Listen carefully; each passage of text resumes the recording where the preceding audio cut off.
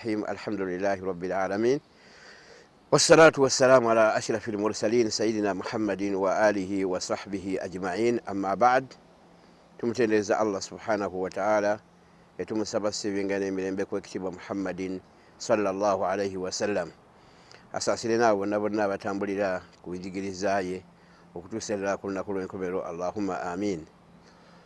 Machagalero njagala okwegatta nammwe abatuuliza ku social media twejjukanye nga twanukula ekibuuzo ekigamba nti limaza nazuru lmarid, lwaki obusiraamu butukubiriza okulambula omulwadde. Obusiraamu y'emu ku ddiini ez'amazima era ezajja nga zirimu ensonga ez'enjawulo. Obusiraamu bwajja nga bulina amateeka ge butuwadde okutambulirako nga kubalibwa nga kusinza Katonda, kola kino kola kino kola kino, aye ne bujja ne bubeera nga butuziiza kino tokikola na kino tokola ki tokikola. Ne butulagira ebintu ng'ebimu bikwatagana ku Katonda, ebirala bikwatagana ku Nabbi Muhammad sallallahu alaihi wasallama, aye ne butulagira ebintu ebirala nga bikwatagana ku bantu betuwangaala nabo. Eyo enkizo y'obusiraamu ku madiini amalala gonna gonna. Ti buli kantu konna konna akakwata ku muntu obusiraamu bwakateekerako enjigiriza, abantu singa baba bagigoberedde basobola okubeera nga bawangaala bulungi. Mu njigiriza gye yajja nayo yatukubiriza okubeera nga tulambula abalwadde. Omulwadde buli lw'ogenda okumulambula muli awulira obutebenkevu mu mutima gwe, n'amanya nti mu nsi mw'empangaalira mulimu abafunye obulumi nga nze bwe nnyina. Eriyo abafunye obulumi olw'okubeera nti mu society gye bali siriiyo, balaba ekifo kyange nga kyereere, ne basalawo ne balumirwa, ne babeera nga bajja babeere nga bannambula. Kyetuva tulambula abalwadde olw'okubeera nga tutebenkeza omutima gwa munnaffe alwadde. Ng'ensonga esookera ddala ng'ovudde ku eyo, tulambula omulwadde liannahu haqqun min huquuqihi, ku lw'okubeera nti gamu ku mabanja agatubanjibwa okukolera munnaffe omusiraamu. Nabbi sallallahu alaihi wasallama yagamba nti haqqul muslimi ala almuslimi khamsun, nti amabanja omusiraamu gabanja munne gali 5. Oba obuvunaanyizibwa omusiraamu bwasaana okubeera ng'akolera musiraamu munne bwa mirundi 5. Mu obwo n'ayogeramu wa iyadatul maridi, n'okubeera ng'olambula omulwadde. Kale abampuliriza mwenna era abandaba, mugende mulambula abalwadde kubanga buvunaanyizibwa Nabbi sallallahu alaihi wasallama bwe yabateekako. Hadisi endala ya Muslimu egamba nti haqqul muslimi ala almuslimi 6, ebitubanjibwa okukolera omusiraamu ng'abikolera musiraamu munne biri ebintu 6. Era n'ayogeramu ekigambo ekigamba nti wa iza maridwa, senga aba alwadde fa'uduhu, beera ng'omulambula. Eyo ensonga esooka lwaki tulambula omulwadde, kubanga tuba tutuukiriza obuvunaanyizibwa Allah subhanahu wa ta'ala bwe yatukwasa omusiraamu okubeera ng'abukolera munne. Ensonga ey'okubiri lwaki tulambula omulwadde, liannahu amrun nabawiyun, kiragiro ekyava ewa Nabbi Muhammadi sallallahu alaihi wasallama ng'atulagira mu biragiro bye yatulagira ebingi, nga mu byo mulimu n'okulambula omulwadde. Nabbi sallallahu alaihi wasallama atugamba nti atiimu aljaa'i'a, muliise omuyala, wa'udu almarida, mubeere nga mulambula omulwadde, wafukku al'ani ay al asir, era mubeere nga muyamba okununula oyo aba awambiddwa. Mu hadisi eyo yatulagira ebiragiro 3, naye ng'ekimu ku biragiro ebyo mwalimu nti udu almarida, mubeere nga mulambula omulwadde. Tegeeza tulambula abalwadde kubanga kiragiro kya Nabbi Muhammadi sallallahu alaihi wasallama, si kunyumirwa bunyumirwa n'okubeera nga twagala. Tulambula abalwadde ensonga ey'okusatu, liyarda Allahu lana, Allah subhanahu wa ta'ala, oba liyarda Allahu anna, Allah subhanahu wa ta'ala abeere nga atusiima. Nabbi sallallahu alaihi wasallam atugamba nti iza kana yaumul qiyama, olunaku lw'enkomerero lulaba nga lutuuse. Yaqulu Allahu subhanahu wa ta'ala, inna Allah subhanahu wa ta'ala qulu yawma al-qiyama, mazima Allah jagamba olunaku lw'enkomerero ti yabna Adam, wange gwe omwana w'omuntu, maridtu nalwala falam ta'uduni, n'otannambula. Omuntu agambe Allah ti wa kaifa a'uduka wa anta rabbul alamin, nkulambule ntya ng'ate gwe mulezi w'ebitonde. Amugambe nti awama alimta, tiwawulira anna abdi fulana, nti omuddu wange gwe bayita gundi maridwa, nti alwadde. falaw udtahu, senga wamubeera ng'omulambudde, lawajadtani indahu, walibadde ng'onsanga waali. Abavunuzi ba hadisi bagamba ti lawajadtani indahu ay lawajadta ridai, walibadde nga ofuna okusiimibwa kwange. Bw'olambula omulwadde, Allah subhanahu wa ta'ala akusiima okusinziira ku hadisi al-Qudusi. Ate Allah subhanahu wa ta'ala bw'aba akusiimye, ebiba bimaze okutereera, oba ojja kufuna okwesiima naddala ku lunaku lw'enkomerero. Ensonga ey'okuna tulambula omulwadde, linanaala tubeere nga tufuna du'aul malaikati lana, okubeera nga bamalayika ba Allah bakola ki? Batusabira. Hadisi endala egamba ti bamalayika bakola ki? Batusabira Katonda okubeera nga atukola ki? Atusonyiwa. Nabbi sallallahu alayhi wasallam yagamba nti ma min muslimin, teri musiraamu yenna yenna, yaudu musliman, alambula musiraamu mulala, illa ghudwatan, ku kiseera ekyokumakya, illa salla alayhi 70,000 malakin hatta yumsi. Bwakikola ekyo n'amulagala n'olambula omulwadde mu kiseera ekyokumakya, malayika 70,000 swalla alayika gikusabira. Awo swalla alayika tekitegeeza nti zikusaalira, wabula zikusabira okutuusa obudde lwe bunaaziba. Wa in aadahu ashiyatan, ate bwobanga omulambudde mu kawungeezi, era malayika 70,000 malakin zikusabira hatta tusbiha, okutuusa obudde lwe bunaakola ki? Lwe bunaakya. Bannanga abampuliriza, tuyina chansi nyingi nnyo senga tuba tuyiza obusiraamu bwaffe okubeera nga tukola akalimu katono, tubeere nga tufuna okusaasirwa n'okusabirwa n'okwegayirirwako ewa Katonda ebitonde ebirala ebitajemera Katonda nga bye malayika. Kubanga ogenda okulya nti munno yalwadde omusujja, n'ogenda n'omulambula n'omalayo eddakiika 3, ovaawo nga malayika zikusabira paka obudde lwe bunaaziba. Bw'omulambula awo kawungeezi awo maze kusaala asiri, ne zikusabira paka obudde lwe bunaakya. Ekintu ekyo kirabanga kitono, naye nga tekikutwalira ssaawa nnamba. Otambula eddakiika 15 n'ogenda ate n'okomawo, naye n'obeera nga empeereza ozikoze eki? Ozifunye. Mu hadisi endala egamba nti istaghfara lahu 70,000 malaki, nti malayika 70,000 zikola ki? Zikusabira Allah subhanahu wa ta'ala abeere nga akusonyiwa okutuusa obudde lwe bunaaziba, ne zikusabira paka obudde lwe bunaakola ki? Lwe bunaakya. Kale abantu mugende mulambule abalwadde, mubeere nga mufuna empeerezo. Ensonga ey'okutaano, tulambula abalwadde liyudkhilana Allahu aljanna, Allah abeere nga atugabira ennyumba ey'emirembe jjana.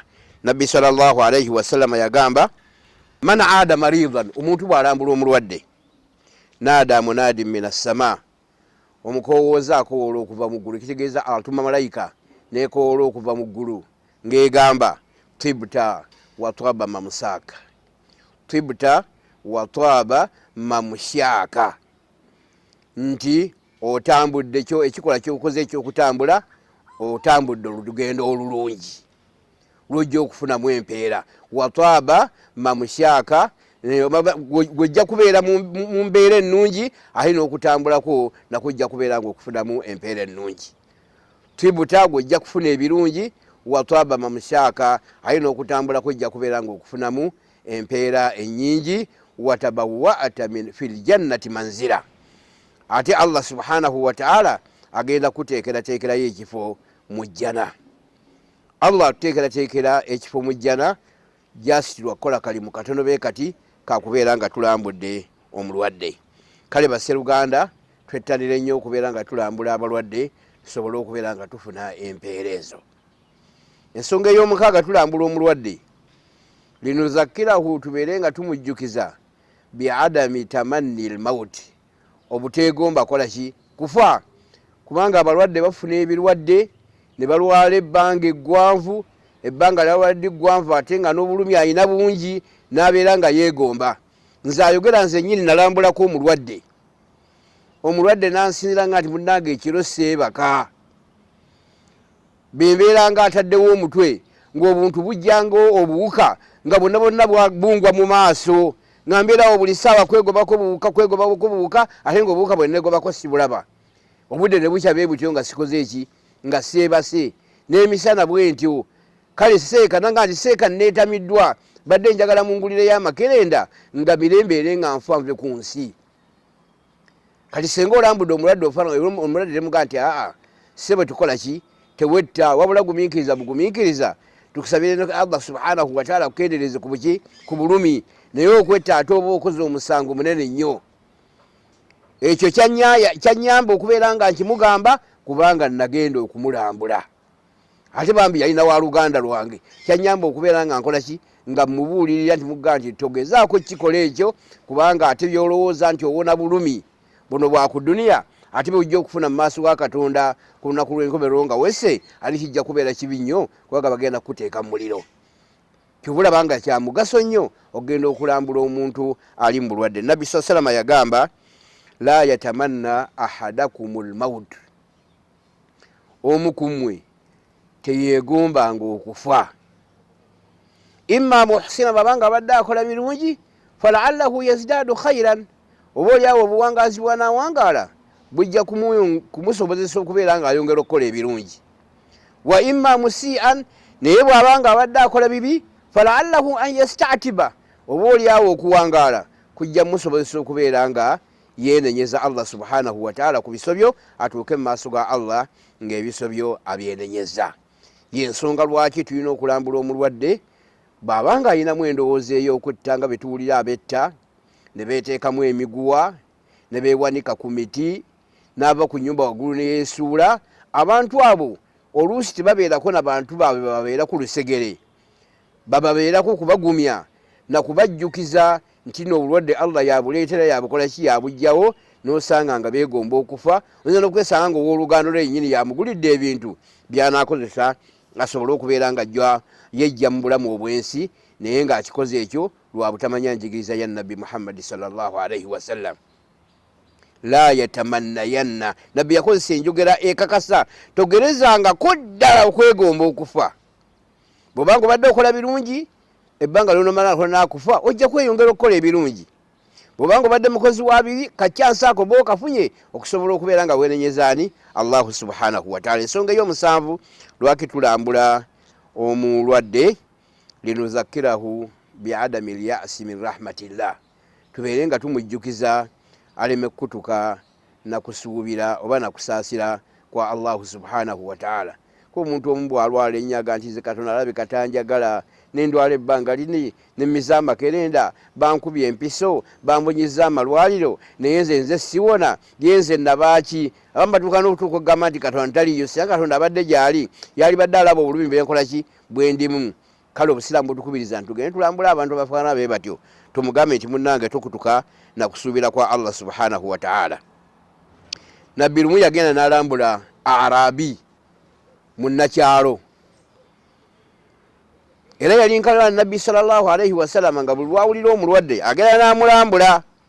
Era bw'atuuka eyo n'asoma edduwa la ba'asa tahurun insha Allah, tewali taabu ojja kuwona Allah subhanahu wa ta'ala bw'anaaba yagadde.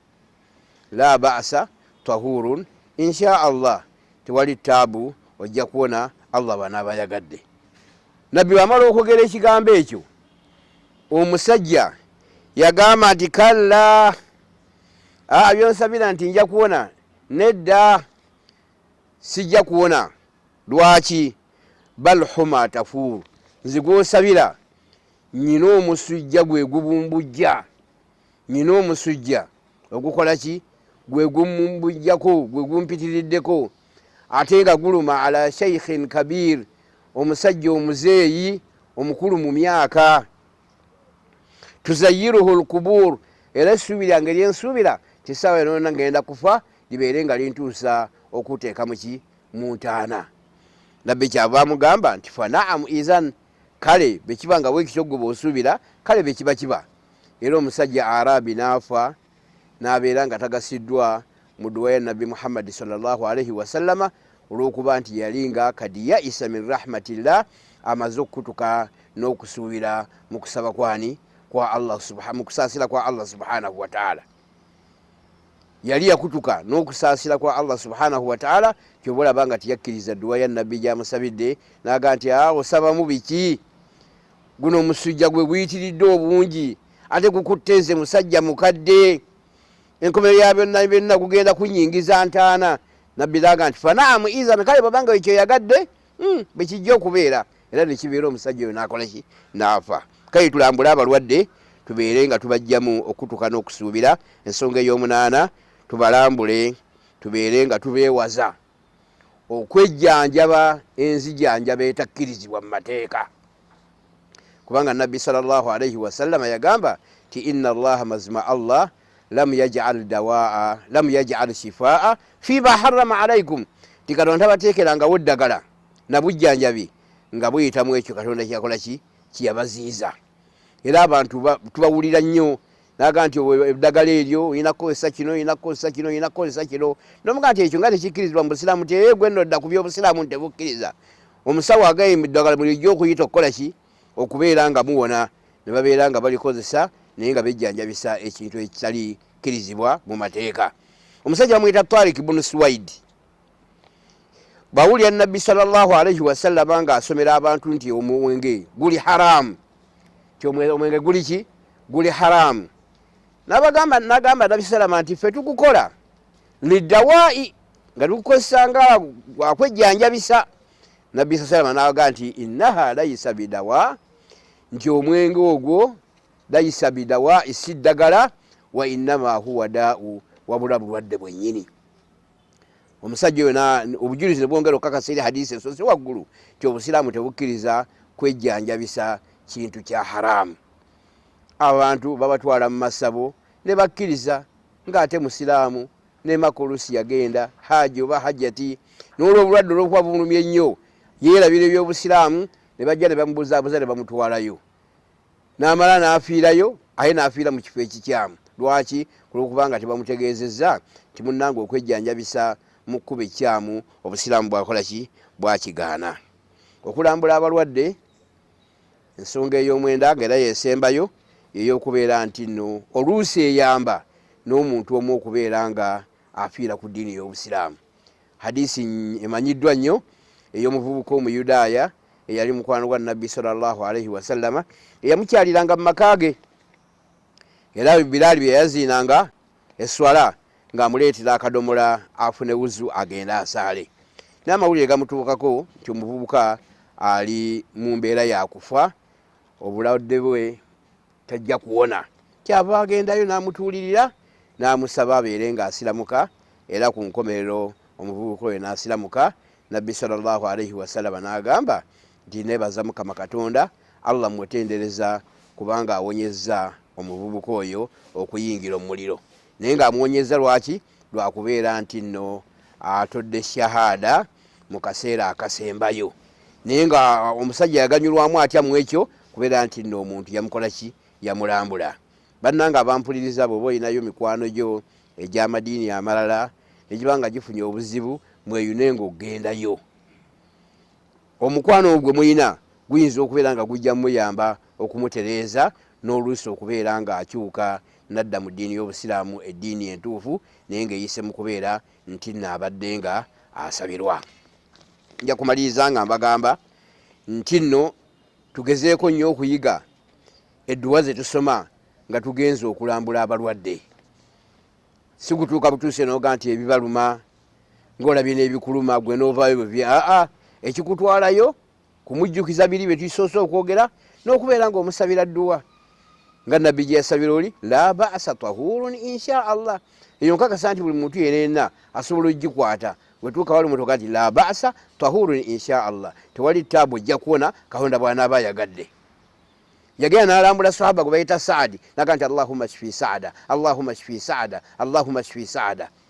N'amusabira emirundi esatu, ayi Mukama Katonda wanya Saadi, ayi Mukama Katonda wanya Saadi, ayi Mukama Katonda wanya Saadi.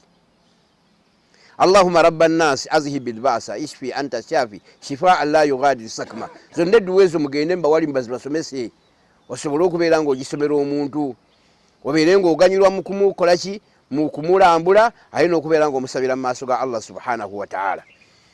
Nabbi agamba nti bw'olambula omulwadde nga ekiseera kye ekyokufa tekinnaba kutuuka n'osaba edduweene emirundi 7 Allah subhanahu wa ta'ala amuwonya. Bw'atawonya yani yo yabeera ng'entuuko ze zikoze eki zituuse. As'alu llaha al-azima rabbal arshil azim an yashfiyaka. As'alu llaha nsaba Allah al-azim omunene rabbal arshil azim nanyini namulonde nene an yashfiyaka abeere ng'akuwonya ng'okiddingana emirundi 7. As'alu llaha al-azima rabbal arshil azim an yashfiyaka 7 marrat. Ekyo nabbi yatuwa assurance nti bw'osabira omuntu Allah amuwonya okuggyako ng'entuuko ze zibadde zituuse ne bw'okisaba era Allah subhanahu wa ta'ala akola ki amugya mu bulamu buno obwensi. Ebyo tubeere nga tubiyiga n'ekyensembyayo nakyo bwe tuba nga tugenza okulambula abalwadde tugezeeko nnyo okubeera nga tubasindikira obuyambi. Tugendayo n'obuyambi. Akugamba ngenda mu ddwaliro, agamba nti ngenda mu x-ray, agamba nti ngenda mu gundi. Gendayo n'obuyambi wadde butono. Ate waakiri oyinza okulemererwa okumulambula naye n'osindika obuyambi ku mobile money basobole okumujjanjaba. Essaawa eno tulina omuzigo tutandise okukola ennyo. Abantu abaziika omuntu babeera bangi naye abamulambula nga mulwadde babeera batono. Ogenda nolabe emmotoka nga zijjudde mu lujja bagenza okuziika omuntu noga nti bana bajjuzze emmotoka ano singa buli omu yasindikangayo omutwalo omuntu ono yalibadde ajjanjabiddwa. Oluusi yalibadde nga afa nga si munaku nga bwakoze eki bwafudde. Naye kati okuziika abantu mu bungi kyafuuka kyakweraga era n'obuuza ku muntu afiiriddwa akakase nti ddala obaddeyo ebintu ebifaanagana bye bityo. Kale njagala tukyuseemu tulambule nnyo abalwadde tubayambe okubasabira edduwa tubayambe okubawa obuyambi kijja kubeera nga kya mugaso nnyo okubeera nga okusinga okugenda okumuziika ng'afudde. Bw'aba nga afudde ne bwe mutagenda ab'oluganda lwe bajja mukola ki bajja muziika. Bw'olambula omulwadde tomulambula mu kaseera kamukalubiriza. Tomulambula ku makya nnyo ayi tomulambula kiro nnyo. Tomulambula mu kiseera nga tuuka baga nti mulwadde botaga nti muzuukuse antunuleko mu maaso. Akutunuleko mu maaso okole ki? Kitegeeza ogenze kweraga nti gundi yakola ki yannambula so togenderedde kubeera ng'okola ki olaba ku mbeera gy'alimu. Mukimanyi bulijjo abaali balwaddeko nti obulwadde butaama kiro. Abalwadde ekiro tebeebaka. Kati oba bukedde ku makya oluusi amaze okulya okusaala ku subuhi awo otulo we tujjira kyokka mwemuyiikira mbw'oyagala omulabeko nga n'agenda ku mulimu nogabe banne bamuzuukuse antunuleko. Obusiraamu butukubiriza omuntu mulwadde tumuwa akaseera asobole okuwummula. Bw'aba yeebase tomuzuukusa. Bw'aba ng'ogenza okumulambula tositulirawo maloboozi. Mugenda muyingirawo 5 6 ne mutandika kunyumya bunyumya ne musekerawo. Si kirungi kusekera wali muntu mulwadde. Ye alumizibwa mmwe museka. Bw'oba ogenza okumulambula tuulawo katono. Totuulawo ne baleeta caayi n'anywa naawe n'onywa asigaddewo n'alya emmere naawe olya emmere naawe n'olya emmere esigaddewo. Eyo enkola si nnungi nnyo omuze gwe tutandise okugenda ew'omulwadde tingende mulambule nange nfuneko akakisa akukubeera nga ndya ku mmere gye bakoze eki gye baleese. Khafiful julusa indahu tuulayo akaseera katono mutunuleko muwe edduwa ogende omuwe obuyambi bwe kiba kisobose. Ogezeeko nnyo okugoberera amateeka g'omusawo. Omusawo agambye temugendayo bangi. Omusawo agambye temuggulawo ddirisa. Omusawo agambye temutuulawo. Mubeere nga mugagoberera kabeere nga waluganda lwo kakobeere nga omwagala otya. Ekisembayo bw'oba ogenze kulambula mukyala. Ekisembayo bw'oba nga ogenze okulambula omulwadde nga mukyala gezaako nnyo okumulambula nga waliwo bbaawe oba waliwo abamu ku booluganda lwe. Mwewale nnyo okulambula abalwadde abakyala nga abooluganda lwabwe tebaliiwo. Mwewale mawaake ettuhuma ebifo eby'okubalowoolereza ebintu ebirala nga hena mwe mugenza kukola ki bintu birala. Omukyala kintu ensonga eri sensitive nnyo etasaana kubeera nga ogigendamu okubeera ng'olambula omukyala okugyaho ng'omaze okwekakasa nti woogenze tojja kufunawo obuzibu bwonna bwonna. Mbeeyanziza nnyo bannange okumpuliriza. Tulambule abalwadde tutebenkeze emitima gyabwe tubawe obuyambi tubeere nga tubagumya so si kugamba nti obulwadde bw'olwadde obwo n'owange yali yakafa obulwadde bw'olwadde obwo twakaziika abantu be bati bataano togenda kweraliikiriza muntu genda omugambe nti insha allah ojja kukola ki ojja kuwona insha allah ojja kuwona ebisigadde obirekerani obisigalekere allahu subhanahu wataala wabarakallahu fikum assalamu alaikum warahmatullahi wabarakatuh khatimu nomani wamala yabadde ayogera